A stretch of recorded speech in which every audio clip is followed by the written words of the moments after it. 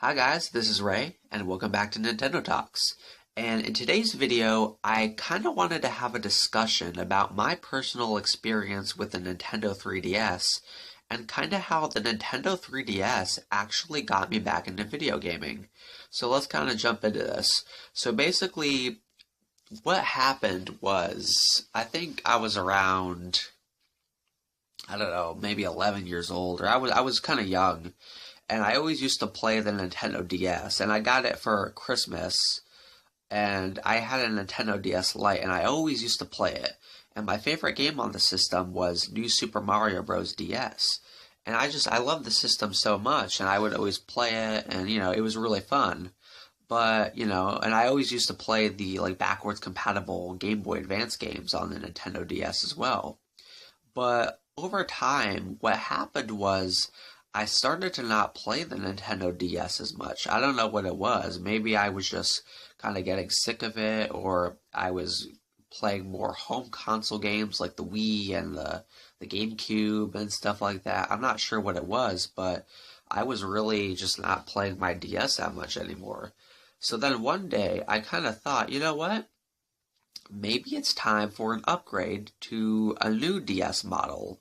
And it's weird because I never really upgraded my DS model in years and years, and I always had the same Nintendo DS Lite. But I thought, hey, since, I don't usually do this, maybe it would be cool to kind of get like a new DS model. So then it was kind of time to decide what model I was going to basically go with.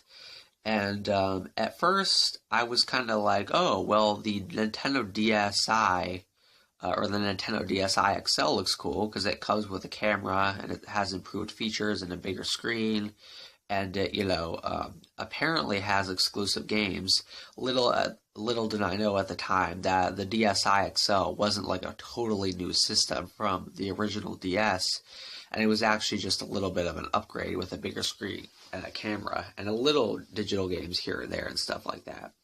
But then I looked at the Nintendo 3DS, and how I did this is one day I went into a GameStop and I saw a Nintendo 3DS model basically on display, and it showed The Legend of Zelda Ocarina of Time 3D playing on the system.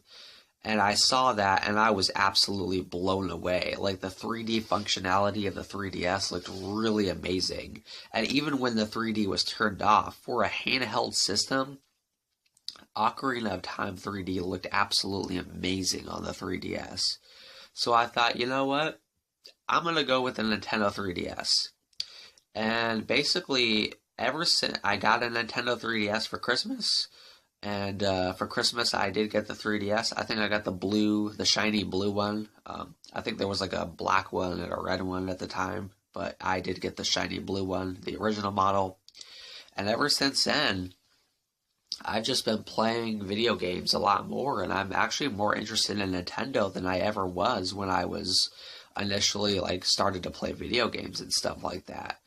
And the first game I played for the Nintendo 3DS was Super Mario 3D Land.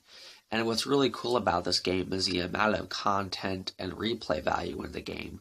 Because when I first beat Super Mario 3D Land, the first 8 worlds, it was like, man, okay, I beat the game. That's awesome. It's such a great game. That was really fun. But then I figured out that there was a whole other section of another 8 special worlds. And I'm like, wow, that's amazing. There's whole other worlds even after you beat the game. So Super Mario 3D Land was just amazing. And that was my first 3DS game. And I just had a lot of fun with that. And of course, I acquired many 3DS games later on and stuff like that. But yeah, basically what happened with my original blue 3DS though is something with the hinge. Now, I don't think I was really that rough with the hinge, but basically what happened is when I powered it on, it would make a popping sound, and it would try to turn on, but it would the screen would flash light, and then it would just power off.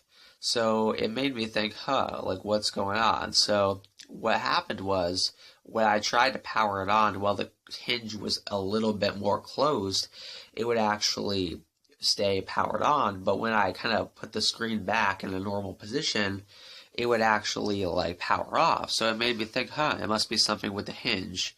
And although I tried to fix it, I never was successful. So yeah, I never really fixed that original model, which is a shame.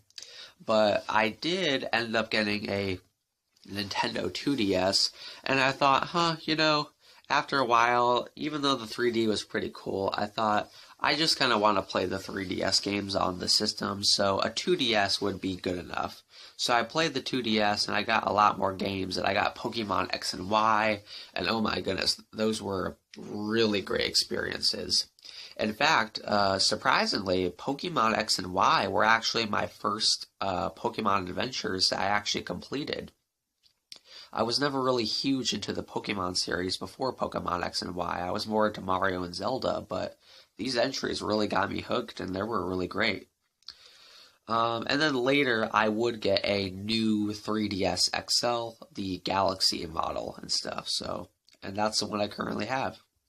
But yeah, ever since then, I've been really invested into Nintendo, and I've even played a lot more Nintendo games and been involved in the Nintendo community and watched YouTube videos and stuff. So yeah, that's just my experience with the Nintendo 3DS and how it got me back into gaming, and I hope you enjoyed this video, and I will see you next time. Goodbye.